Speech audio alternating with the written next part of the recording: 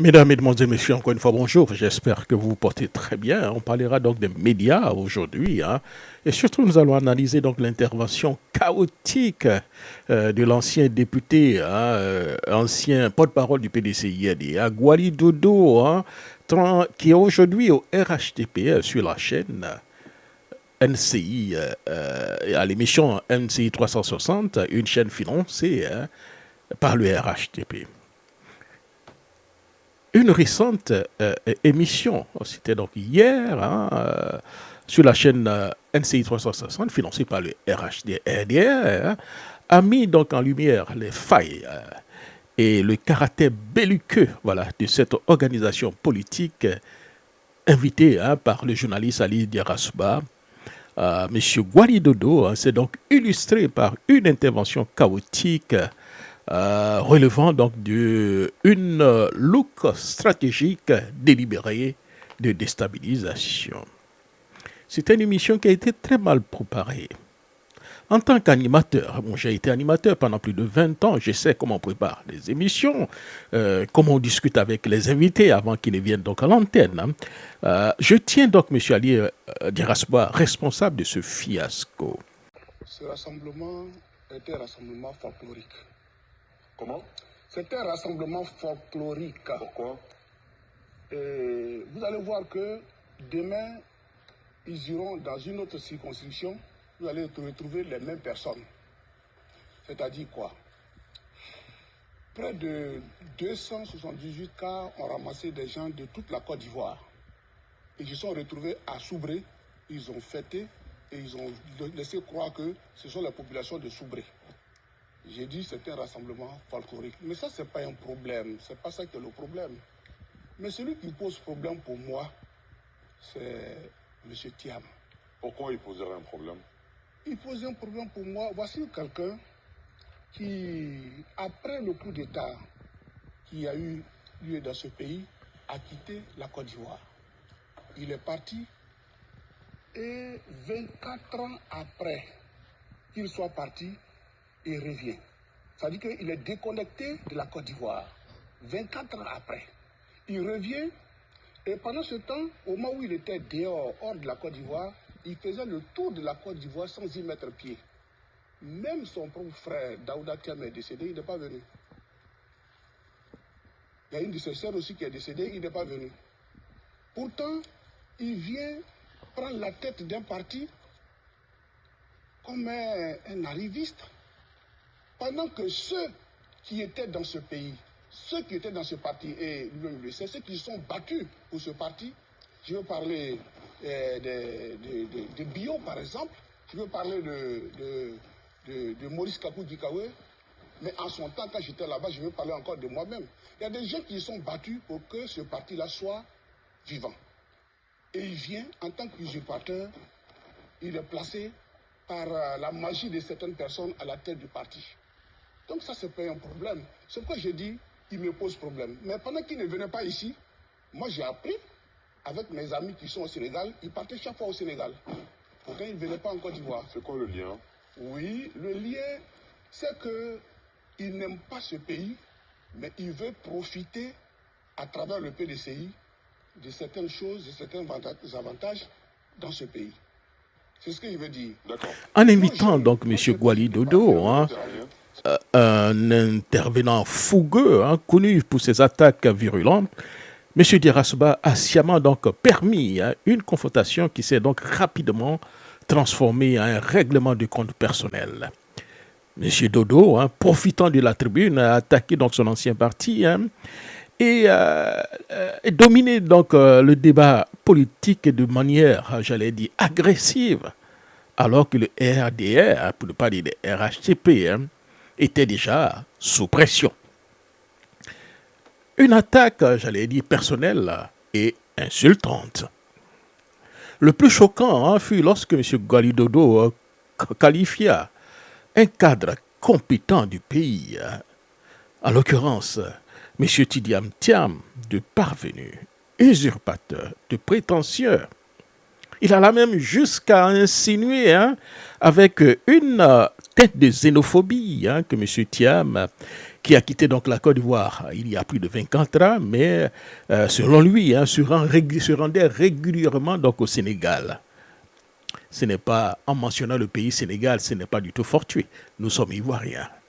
Et nous savons ce qui se rencontre certainement au niveau donc, du RDR. Et voir le RDR aujourd'hui parler de la nationalité, certainement donc des candidats, croyez-moi, je tombe des nues. Je pense que le RDR n'a pas intérêt à ce qu'on fasse encore l'histoire de leur candidat, de leur chef, M. Alassane Dramane Ouattara. Il parle d'usurpateur. M. Thiam a usurpé quoi? Né en Côte d'Ivoire, grandi en Côte d'Ivoire, il a fait des études en France, travaillé en Côte d'Ivoire. Il est parti après donc le coup d'État, financé par certains cadres du RDR hier. Nous connaissons donc l'histoire. Donc, M. Gwali Dodo n'a pas intérêt à ce qu'on fasse encore ce débat. Voilà pourquoi je suis contre la candidature de M. Ouattara. Parce que ce monsieur, sa candidature nous replongera encore dans des faux débats. Alors que ce débat avait très très bien commencé avec des arguments très intellectuels et des arguments très intéressants pour la compréhension donc, des auditeurs. En qualifiant, en mentionnant le Sénégal, c'est fait sciemment. C'est un mensonge grossier. Et cette insulte publique révèle donc une tentative délibérée de discréditer M. Tidiane Thiam, ou bien même de chercher donc à tourner donc en dérision le succès populaire que M. Thiam a eu dans la région de la Nawa. Ce qui fait déjà jaser le RHDP. Imaginez-vous un seul instant à cette émission que Jacques Roger traite le président du RDR de prétentieux, d'usurpateur sur cette chaîne publique. C'est une attaque montée de toutes pièces par le RDR, propriétaire donc de la chaîne NCI, et contrôlant, j'allais dire, l'animateur. Pour une des rares fois, j'ai été très déçu par M. Ali Dirasouba. Il aurait pu interpeller M. Dodo quand il s'est lancé déjà dans les attaques personnelles. Il aurait dû le faire avec insistance et couper court pour que ce débat ne nous ramène pas où nous étions. Mais il ne l'a pas fait. Il a laissé M. Gali Dodo traiter un président donc d'un parti politique d'usurpateur, de prétentieux, de parvenu et de tout de même de nationalité douteuse. C'est une mission qui est donc montée, j'allais dire, une mission qui démontre la violence, j'allais dire, inhérente donc du RDR. L'émission avait pourtant très bien débuté avec des interventions intellectuelles de qualité. Mais la véritable nature du RDR s'est donc rapidement révélée avec une violence verbale inouïe diffusée en direct devant donc toute la Côte d'Ivoire. Cela ne présage rien de bon pour un débat à venir en 2025. Il sera extrêmement difficile donc d'engager donc des débats constructifs avec ces individus habitués à manger à tous les râteliers et surtout dans la poubelle et violents. La vérité sur Tidiane Thiam. Pour finir, clarifions donc une chose. M. Tidiane Thiam a fait ses études en Côte d'Ivoire, il a travaillé en Côte d'Ivoire, il a été ministre et autres. Il a même travaillé pratiquement gratuitement, contribuant donc réellement à son développement avec les 12 travaux de défense d'Afrique. Donc il était l'un des concepteurs avec le président Bédier. Avant donc d'être forcé, cher ami, à partir donc du pays après donc le coup d'État en 1999.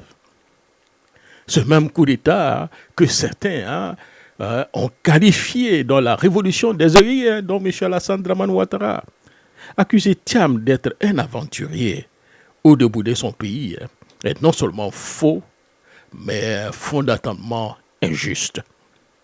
Vous êtes Ivoirien, vous pouvez quitter le pays et revenir quand vous voulez. Il s'est présenté à une élection au PDCI-RDA, le PDCI-RDA aurait pu ne pas le voter. Alors, posons-nous donc la question. Où était M. Ouattara de 1960 jusqu'à 1999? Il était où? Pendant où la Côte d'Ivoire travaillait, pendant où on avait notre miracle économique, M. Ouattara était où?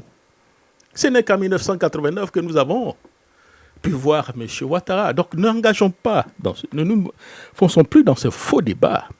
Nous avons donc des débats de société que chaque candidat doit venir présenter dans son programme pour convaincre les Ivoiriens, mais nous engager dans ce débat, de faux débat là, Je pense que ça n'apportera rien cette fois-ci. Ce comportement est d'ailleurs prévisible. Le comportement du sieur Gualidodo ne nous surprend guère. Je suis toujours à demander comment le président Bédier réussissait donc à gérer toute cette diversité de personnalités de tout acabit au PDCI-RDA. Souvenez-vous que même Dodo avait donc attaqué Radio PDCI et son fondateur de tous les noms d'oiseaux. À l'époque, j'avais donc prévenu le PDCI-RDA que cet individu était un imposteur et qu'il était donc simplement jaloux du succès de notre entreprise. J'avais été violemment attaqué par la machine du PDCI-RDA. Aujourd'hui, cher ami, où est-il? Nous avions eu réellement raison. Entre ce débat, il y a eu aussi un autre débat très intéressant des échanges entre M. Gualidodo et puis Blaise Lasme. Il s'agit de poser des préoccupations qui sont claires. Le chef de l'État, à travers un discours à la nation, dit qu'il y a une embellie économique. Il a fait l'état des avancées économiques au niveau de notre pays. Mais surtout que quand on met en contraste ces avancées-là avec le vécu des populations, il y a un décalage entre le discours et le vécu des Ivoiriens.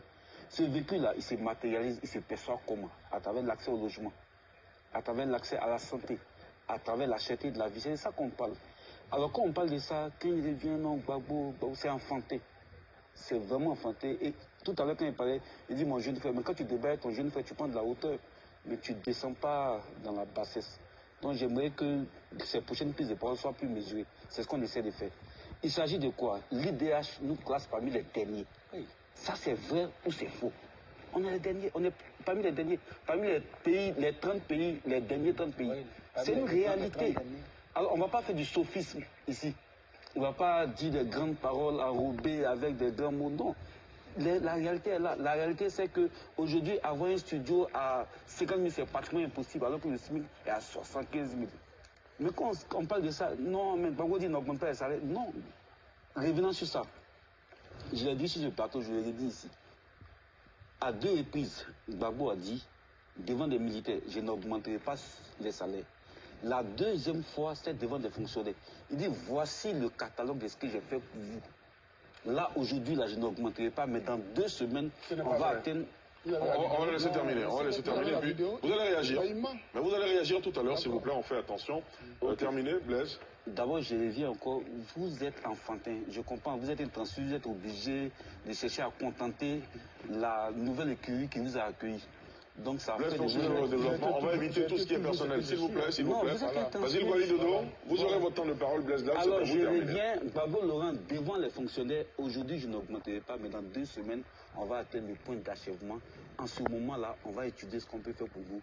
Mais il avait d'abord, dans le même discours, fait le catalogue de ce qu'ils avaient fait. Je ne sais pas s'il vient d'arriver dans ce pays-là, mais Gbagbo, en matière d'augmentation de salaire, il a fait beaucoup. Il a fait beaucoup. Et le débat aujourd'hui est factuel. C'est le discours de Ouattara. Quel est l'impact de ce discours-là sur la vie en Côte d'Ivoire?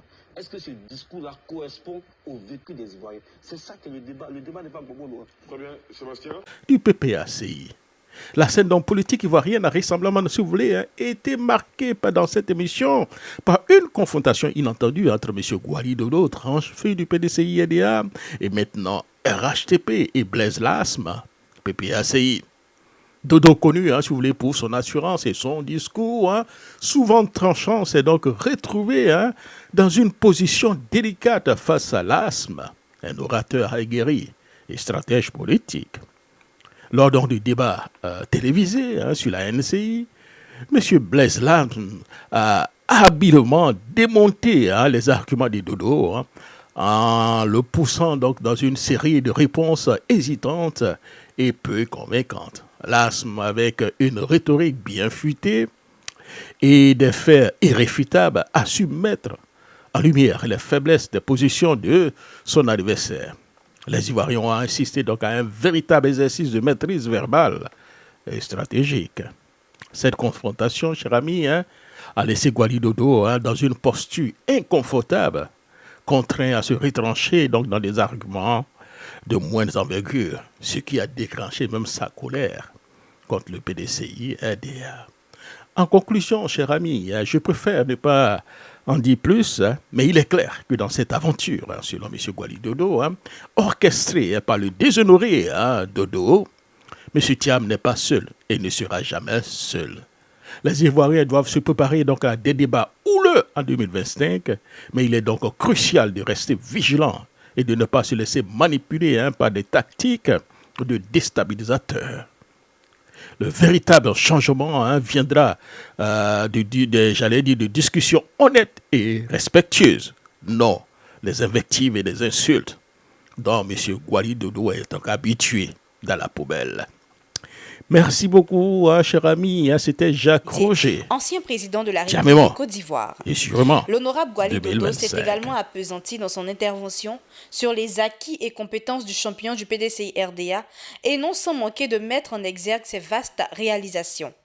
Il a aussi rappelé que le président Henri Konan Bédié a largement contribué au miracle ivoirien. Suivons ensemble son intervention. Chers amis de la presse, comme nous le savons tous, l'élection présidentielle en Côte d'Ivoire est prévue pour se tenir constitutionnellement le 31 octobre 2020.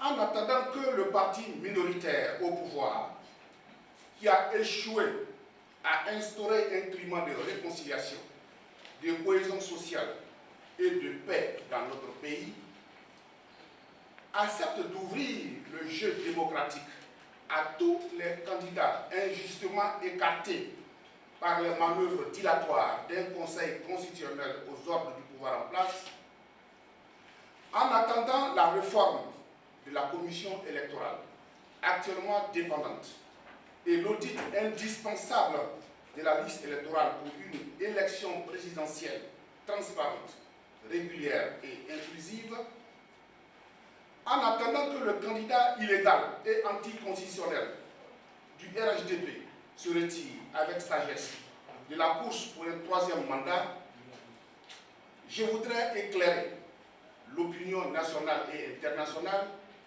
sur les principales réalisations du candidat légal et constitutionnel du PDCI-RDA, son Excellence M. Henri Konan Bédié, ancien président de la République, du 7 décembre 1993 au 24 décembre 1999, soit 6 ans et 17 jours d'exercice du pouvoir d'État. Ministre de l'économie et des finances du président Félix Houphouët-Boigny, du 21 janvier 1966 au 27 juillet 1977, soit 8 ans, 10 mois et 4 jours, Henri Konan Bédié a largement contribué à ce qu'il est convenu d'appeler le miracle économique ivoirien. Président de l'Assemblée nationale du 22 décembre 1980 au 7 décembre 1993, soit 12 ans, 11 mois et 15 jours, dauphin constitutionnel, Henri Konan Bédié succède au président Félix Houphouët-Boigny en application de l'article 11 de la loi fondamentale d'alors. Il termine le mandat de celui-ci qu'il est convenu d'appeler son parrain politique et est élu pour la première fois et pour son premier mandat en 1995. En succédant au père de la nation ivoirienne, le président Henri Konan Bédié avait, avec son gouvernement, élaboré un programme de société à travers ce qu'il est convenu d'appeler les 12 travaux de l'éléphant d'Afrique, avec pour but de faire de notre pays un géant africain du nouveau millénaire. Il s'agit notamment de l'autoroute à péage Abidjan-Yamoussoukro, du 3e pont d'Abidjan, de l'autoroute Abidjan-Bassam, du pont de Jacquesville, de la modernisation de l'aéroport, du stade olympique de Bempé, de l'abattoir d'Anyama, de la centrale énergétique ou thermique Azito 1 et Azito 2, Cipral 1, Cipral 2, du 4e pont Yopougon Plateau, du parc d'exposition de Port-Boué, de l'extension du port d'Abidjan, du second centre météorologique d'Abidjan et du train urbain. Comme on le constate, Henri Konan Bédié et son gouvernement d'alors se sont projetés sur l'avenir d'une société nouvelle aux frontières du développement, avec des innovations à caractère économique, social, culturel et institutionnel. Il lui a fallu d'abord sauver une économie en berne quand il est arrivé au pouvoir. La croissance était négative en 1993 et elle est passée à 1,8% en 1994, puis à 7% en 1995. Henri Konan-Bédié, avec son programme basé sur le progrès pour tous et le bonheur pour chacun, avait suscité de nombreux satisfecits de la part de la communauté financière internationale et entretenu beaucoup d'espoir au sein du peuple ivoirien. Quelles sont les principales réalisations du président Bédié en ce qui concerne les infrastructures hydroélectriques, les infrastructures routières et d'autres infrastructures économiques, sociales et culturelles? En ce qui concerne les infrastructures hydroélectriques, les centrales thermiques Agito 1 et Agito 2 sont l'œuvre de Bédié, ainsi que Cyprel 1 et Cyprel 2. Ces infrastructures ont rendu la Côte d'Ivoire autosuffisante en énergie, avec exportation d'énergie dans certains pays comme le Bénin et le Burkina Faso. En ce qui concerne les infrastructures routières, retenez que Henri Konan-Bédié a fait le bitumage de l'axe Dabou-San Pedro, long de 352 km, le bitumage de l'axe Katoula-Dabakala, long de 86 km, avec en plus le bitumage de la ville de Dabakala, c'est Bédié. Le bitumage de l'axe Kanawolo-Korogo en 1998, long de 100 km, c'est Bédié. Le bitumage de l'axe Korogo-Bondiali en 1998, long de 100 km, c'est encore Bédié. Le bitumage de l'axe Bondoukou-Bouna en 1997, long de 176 km, avec en plus le bitumage de la ville de Bouna, c'est Bédié. Le bitumage de l'axe Kotobi-Bonawen en 1999, long de 43 km, c'est Bédié. Le bitumage de l'axe Agoville, autoroute du Nord, Agoville-Grand-Maurier, Agoubé-Aféry, sans oublier la réhabilitation des voies dégradées, c'est encore Bédié. En ce qui concerne les infrastructures économiques, sociales et culturelles, le président Bédié a initié l'opération La Toile d'Araignée et a électrifié plusieurs villages de plus de 500 habitants. Le lycée des jeunes filles de Yopougon, c'est Bédié. Les quartiers Biabou 1 et Biabou 2, c'est Bédié. En effet, quand Bédié dégarbille, il reloge pour ne pas laisser les Ivoiriens dormir dans des cimetières.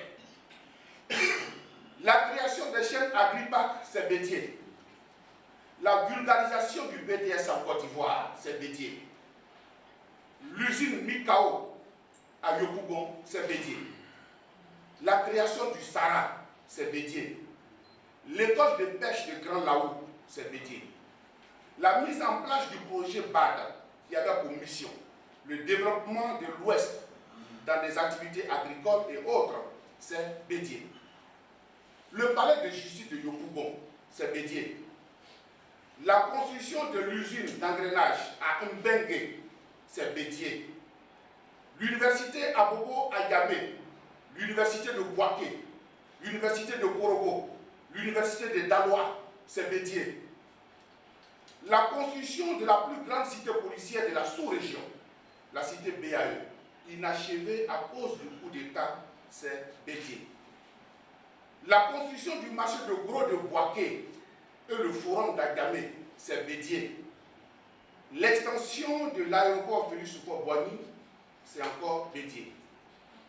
L'extension du port autonome d'Abidjan, avec la construction des portiques 1 et 2, c'est Bédié. Le palais de culture d'Abidjan-Treichville, c'est Henri Konan-Bédié. Les fonds sociaux en Côte d'Ivoire ici, c'est Bédié. L'habitat social, et l'habitat rural, c'est encore Bédié. Voici, mesdames et messieurs les journalistes, le peu que j'ai voulu mettre en exergue dans les vastes réalisations du président Ali Kona Bédié, il y a de cela plus de 20 ans. Cette sortie s'adresse aux militants du PDCRDA qui doivent être fiers de leur président et qui doivent être fiers du futur président de la République de Côte d'Ivoire. Elle s'adresse aussi aux partisans du candidat illégal et anticonstitutionnel qui poussent l'outrecuidance jusqu'à dire que Alassane Ouattara a travaillé plus que Oubre Boigny. Sacrilège. Comme si le plateau et ses tours n'existaient pas avant 2010, par exemple. Pour l'élection présidentielle à venir, le président Ali Kona Bédié a une offre politique claire, cohérente, réalisable aux Ivoiriens. Cette offre politique est basée sur 3 objectifs essentiels, à savoir la réconciliation nationale, qui n'est pas effective à ce jour, la reconstruction d'une armée républicaine, le libre exercice et la protection des activités des partis politiques, à ce jour menacés en vue de restaurer la démocratie et l'état de droit. Dès son élection, le président Ali Kona Bédié promet de mettre en œuvre 143 projets majeurs au cours de son mandat. Nous allons revenir progressivement sur ces différents projets. Pour l'heure, retenons que le président Ali Kona Bédié promet le retour sans condition de tous les exilés et la libération de tous les prisonniers politiques et militaires de la crise post-électorale. Au niveau social, Henri Kona Bédié envisage de revaloriser le SMIC et les pensions de retraite.